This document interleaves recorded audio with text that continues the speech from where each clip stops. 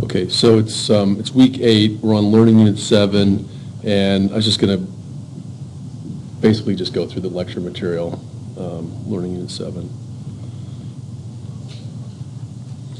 So transformers, distribution systems. The Petrozula book is the one we're into now.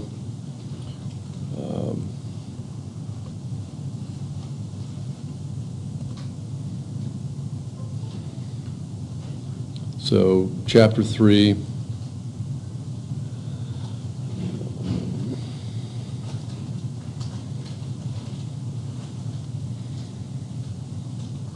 This is just something for the forum.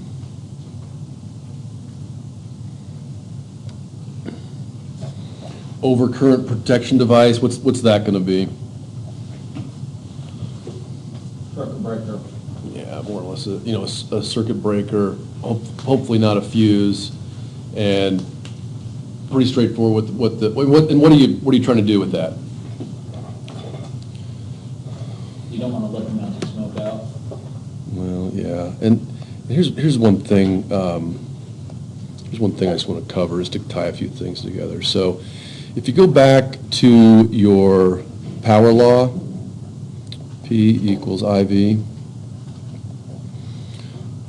V equals IR. How can you get to heat from that? So you guys all know the power law, pretty easy, no problem. V equals IR, no big deal. How from there? So that's obviously electrical power. Now we want to get to thermal power. How can you get there?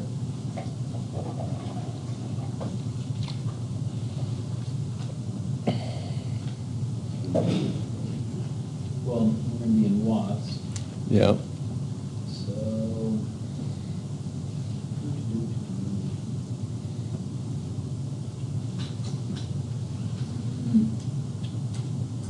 So, or we could go to joules.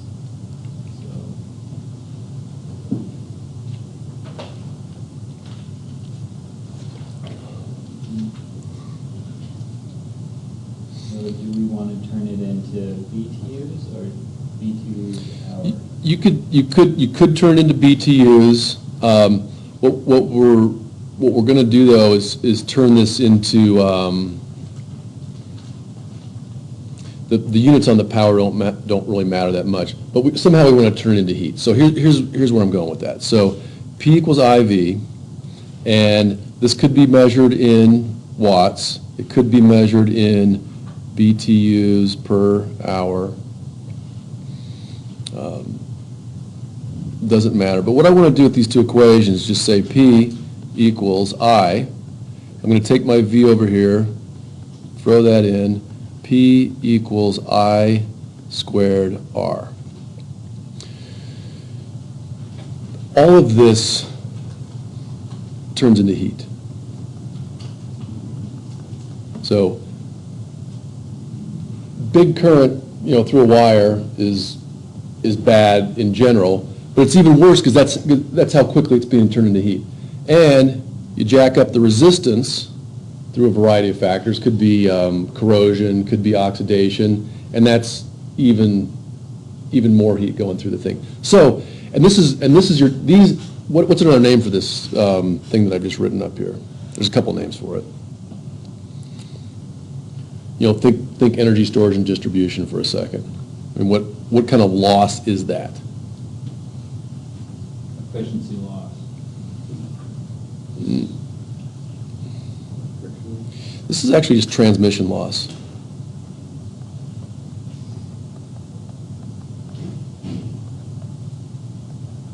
So, what are you going to get more transmission loss in, copper or aluminum, and why? Why are you going to get more transmission loss in aluminum? Yeah, greater resistance. Well, again, you got to be a little careful. I mean, that's in general the right answer. But to get back, if you've got two wires, same size, we're just looking right down the barrel of the wire, same diameter. Which one has greater resistance? You already said aluminum. So resistance, aluminum, is greater than the resistance in the copper. Now let's turn into this situation. Big aluminum, small copper. Which one has greater resistance? Small copper. Maybe, yeah. At some point they equal each other. And why is that?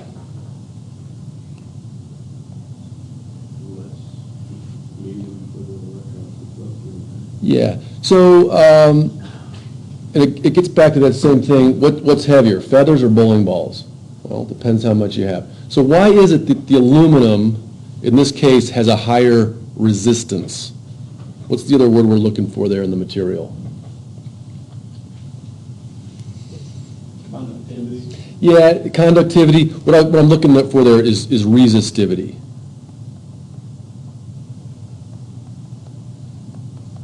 Okay, so the resistivity is actually the property of the material, just like density is the property of lead versus water. So that's how you kind of want to think about it. So all of this guy is transmission loss.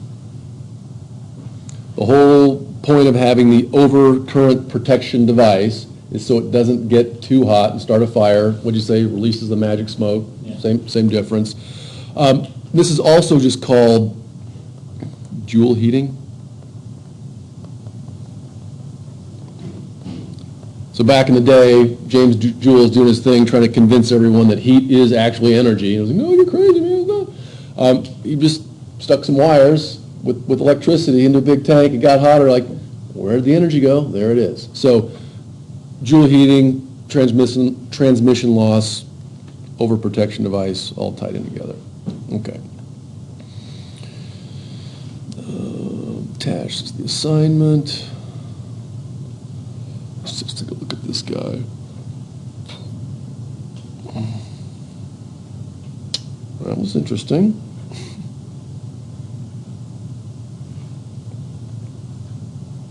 Kind of just kicked me right out of the thing.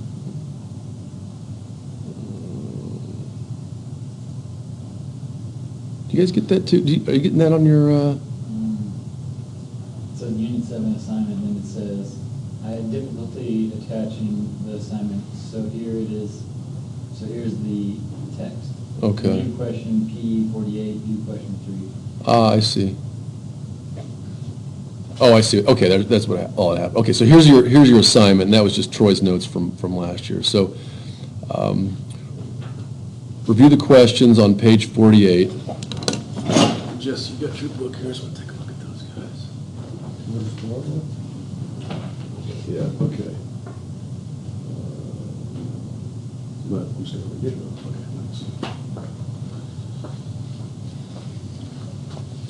So first of all, we're looking at why are high voltages used for transmitting electric power over long distances? So you got to get the power through the wire. Why not use high current? So you got to use one or the other, high voltage, high current if you're pumping a lot of juice. I think we kind of just answered it. The wires are going to get too hot.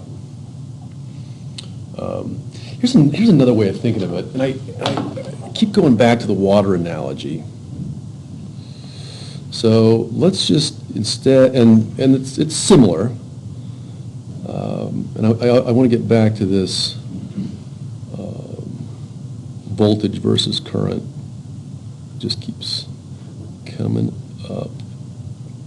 So here's skinny wire, fat wire. Again, it's not going to matter if this is water or if it's electrons. Both are going to have resistance. So one way to think about this is voltage.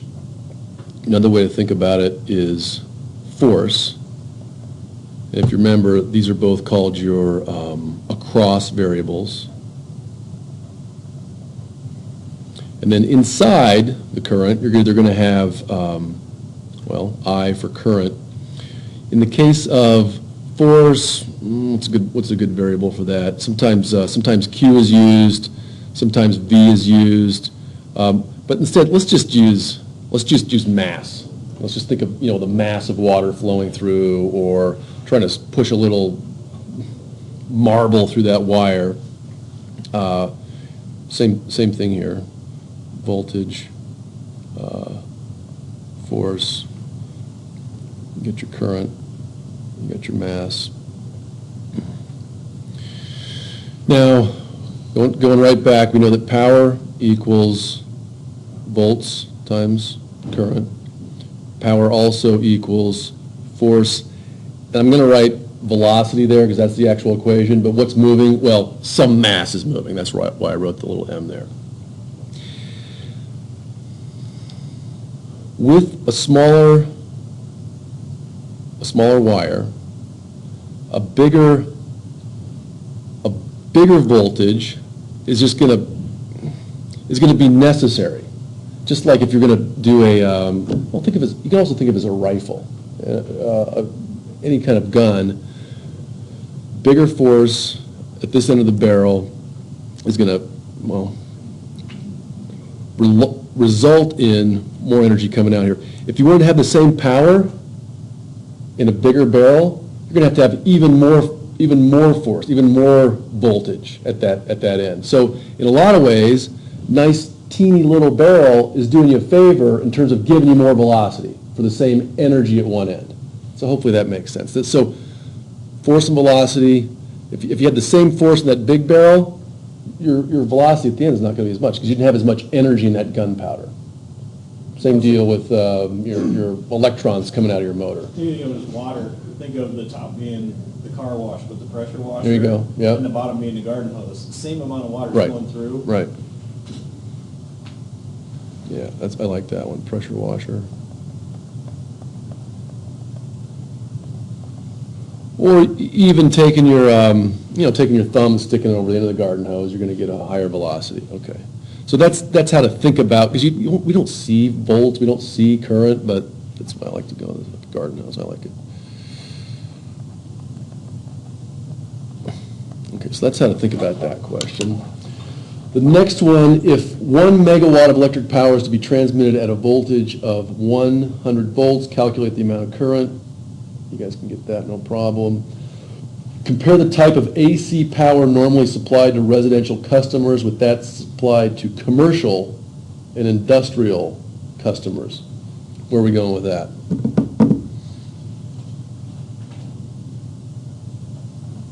I think they're just looking for three-phase, right? I mean, all three. Yeah, well, you're normally getting, like, into your house, you're getting 208. Single phase. 220, we call it 220. Yeah. But commercial, they're getting 480 or 660, they're getting much higher voltages. They don't get stepped down near as much. Yeah. Yeah, and no real surprise there. The commercial industrial just needs more juice. So they need more voltage and more current.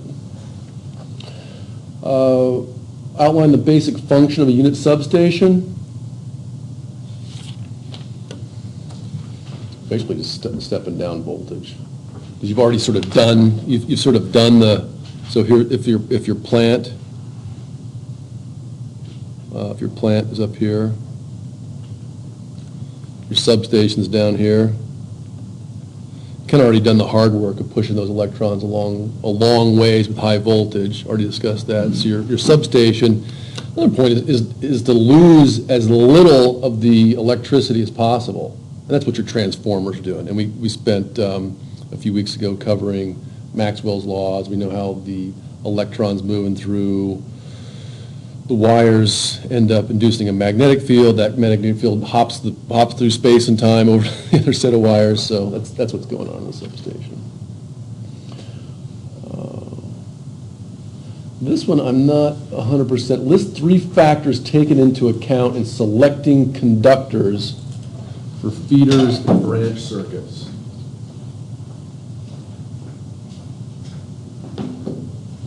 Help me out with that one. Do a little research. I don't know the answer to that one.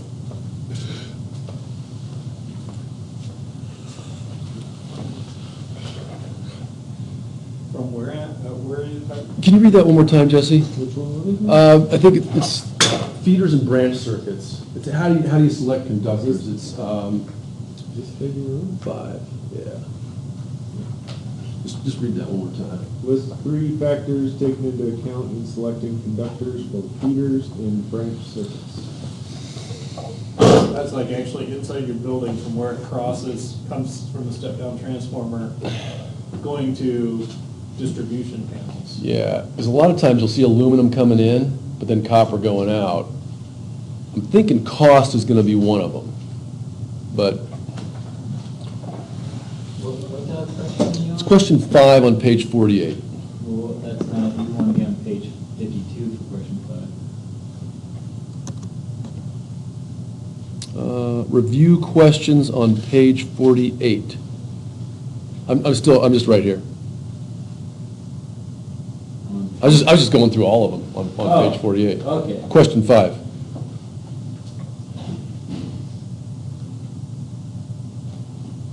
But it would also be what voltage is it handling? Mm-hmm. That's gonna affect your wire size. And what's the expected load at the other end? You know, you running, Right. in your house, are you running a dryer or are you running a light bulb? Mm-hmm. Is gonna affect. Yeah, I don't know. I don't know how much mechanical properties of those wires come into play, because, you know, sometimes just the wire and the insulation support themselves. Sometimes you'll see another cable supplying additional support.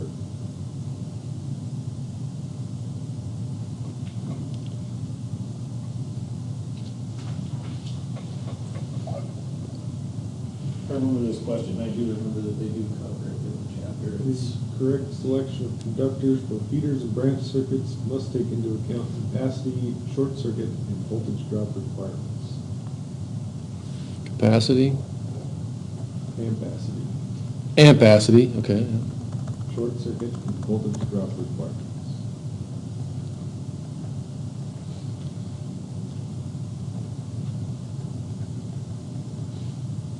Top left page. How's the short circuit coming into play? I didn't get that one either. That's not, Because the first, the voltage drop and ampacity obviously makes sense. yeah. Short circuit, does that just have to do with arcing? I mean, they talking like arcing between,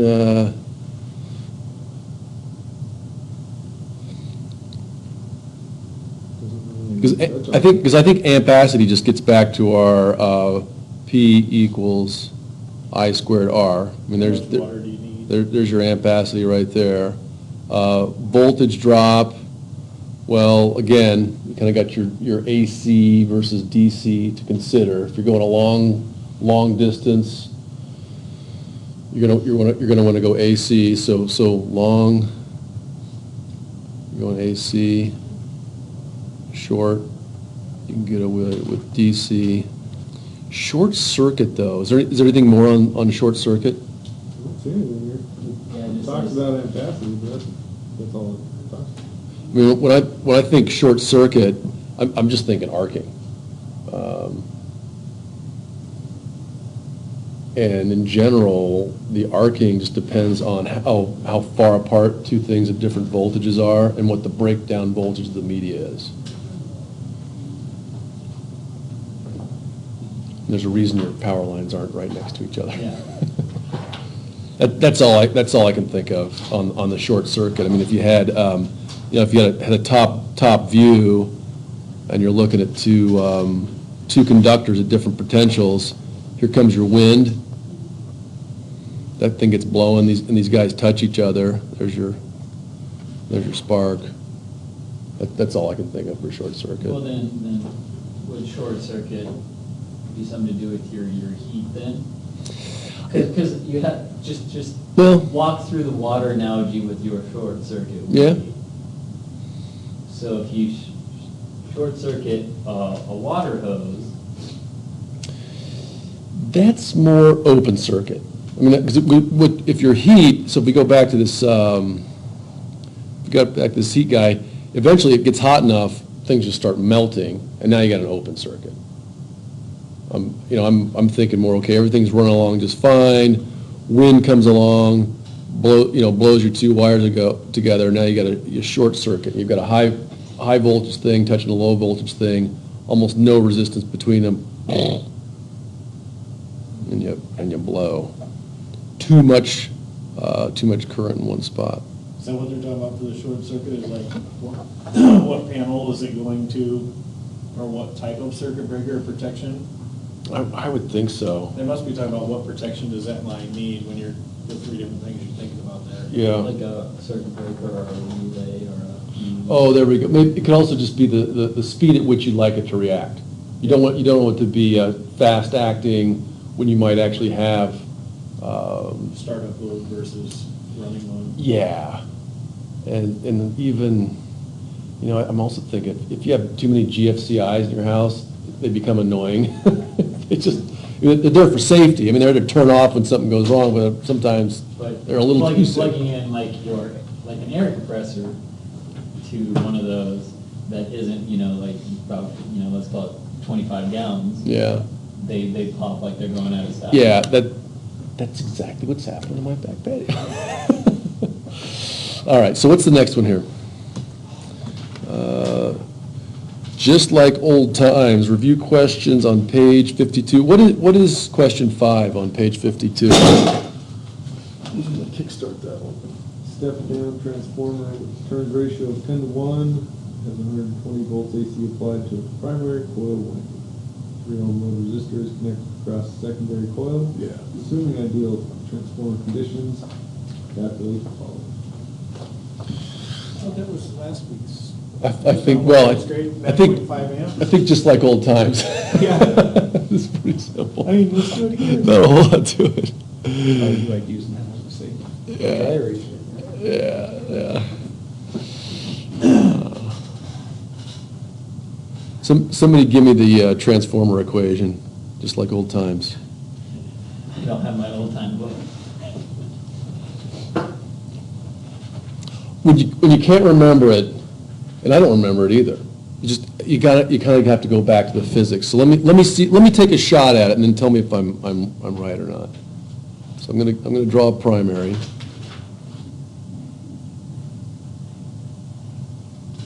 I'm gonna come over here and draw secondary. So I've got, and I think the book uses E primary, and you got N primary, and here's going to be E secondary, and you're going to have N secondary.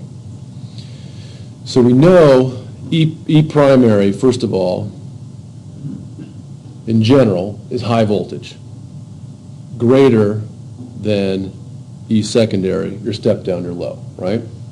And I might have drawn these correctly, I might not have, but let's, again, just think of the physics. So from the top of this wire down to the bottom, there should be a relatively large voltage drop because there's a lot of wire there. So I think I've drawn it correctly to say that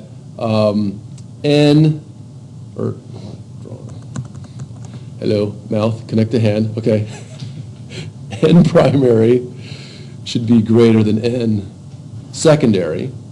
That's the way I've drawn it. So fewer turns, smaller voltage drop. Now, I got big number, small number, small number. I'm just going to EP over NP. So there's my two big numbers on the left, one divided by the other, equals ES over NS. Was that right? Well, this book close. Brad, you're using the old book. Oh, is it just different notation? Well, this book is much more simplistic in its equation design. So like here's our secondary voltage, just. Oh, so I'm sure. Yeah, yeah. Let me write that out. Okay. Yeah. I will now. You're using an old book that I don't have. I know what you're talking about, but Okay. if we're gonna spring into the new book, we might as well use the new book. Let's do it. So primary voltage. Actually, I'm going to start a new page here.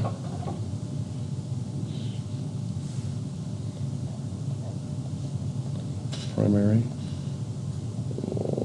voltage equals secondary voltage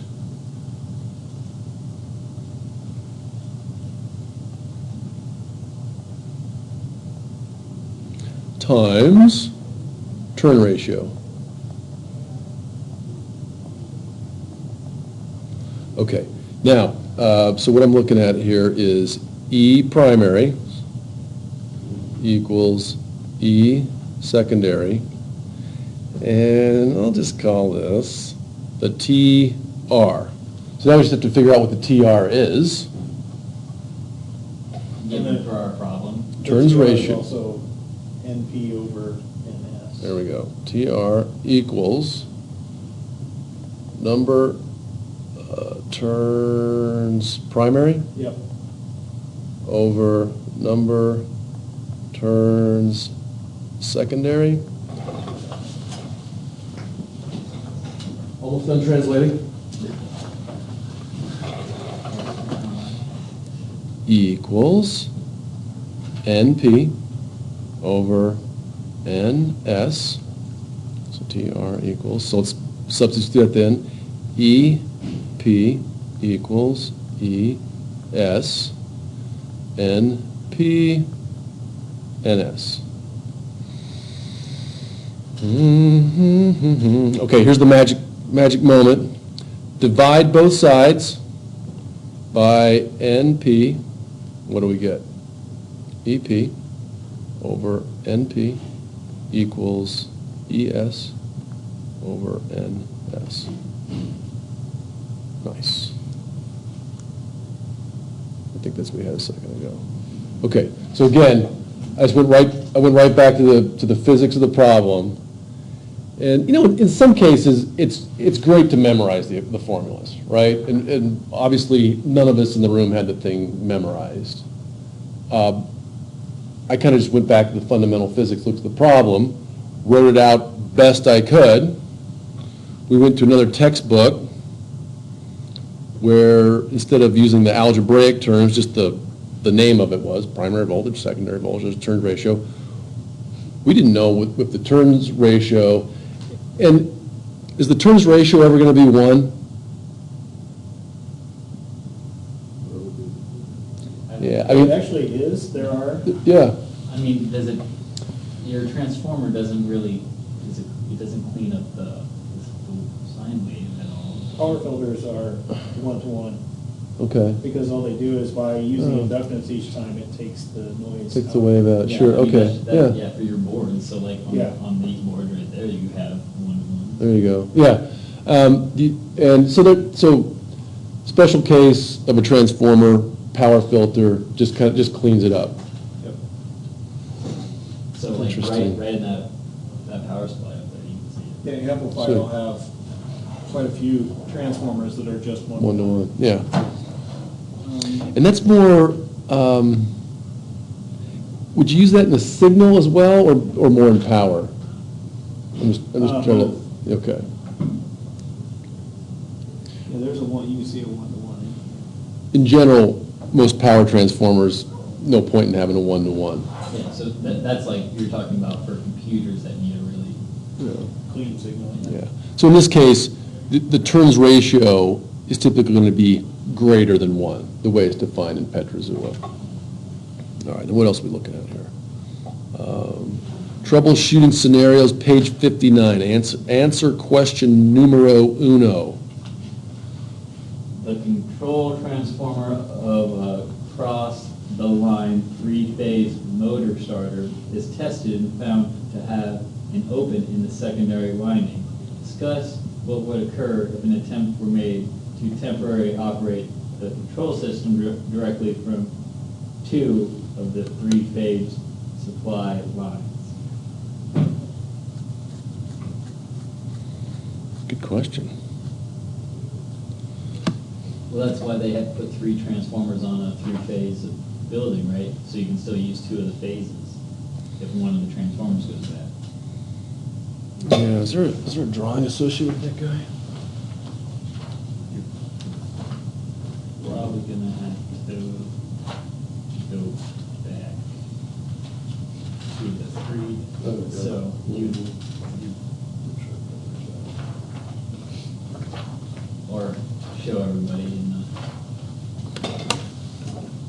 try this way? Yeah, yeah. It's gonna get crazy. All right. So that's the schematic.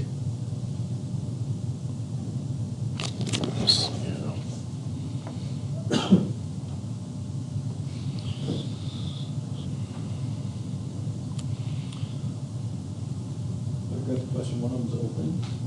Yeah, so, yeah. In the motor. Jesse? I don't think your three-phase motor is gonna be all that happy. I don't know if it's gonna be operating as a two-phase. Yeah. So it would have a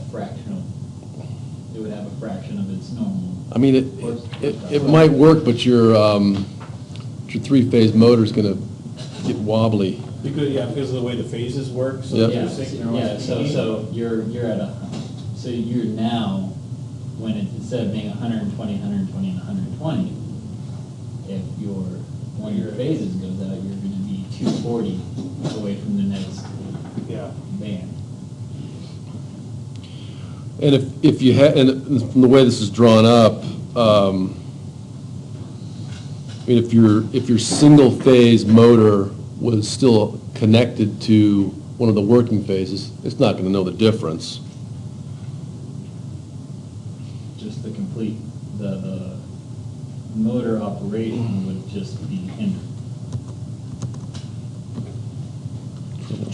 unless it needs all three phases to start up and stop, it will not stop. Typically they do. So, Because you got a 240-degree gap yeah, between peaks. but it never specified, there are also the ones that have those starting circuits for three-phase. So that's just getting way too deep, probably, for the question. The control transformer.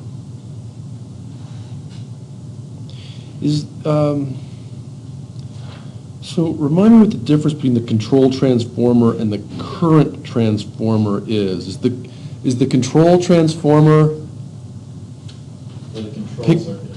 is it picking up the, does it have to be in phase with the power circuit? So we were just talking about this the other day a little bit about your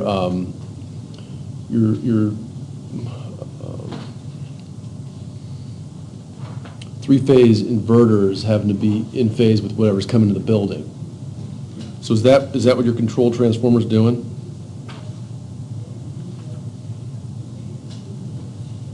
Instrument transformer.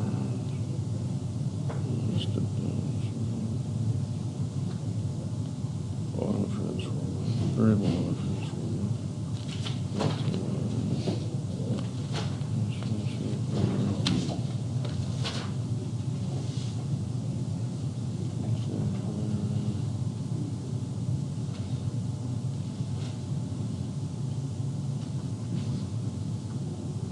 Sorry, I stole your book there, Ryan. I think you'll be right.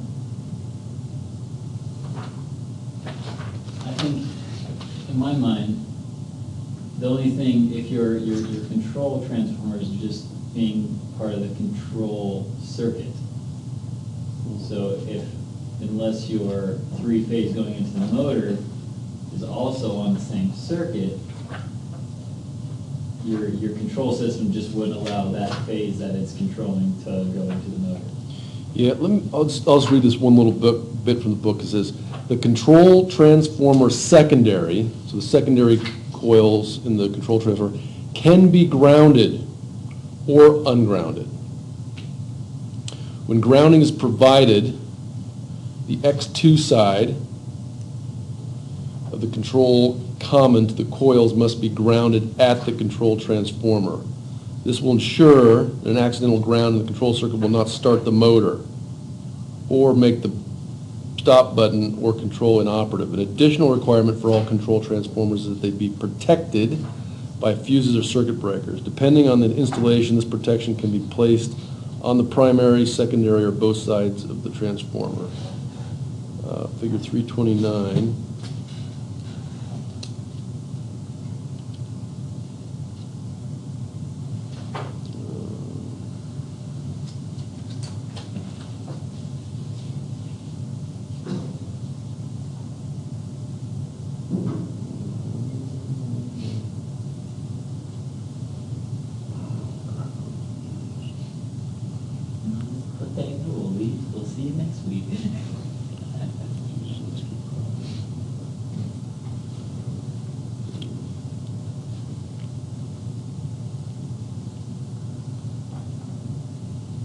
Yeah, so take a look at figure 329.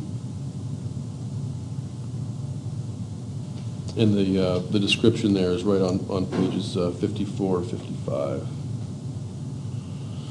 Okay, I think that's about, so we'll just chew on that one for a little bit.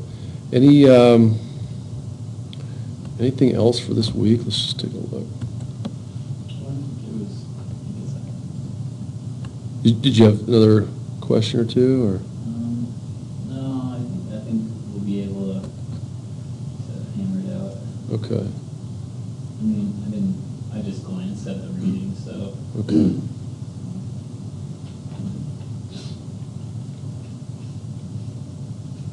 All right, well, I'm going to wrap this guy up.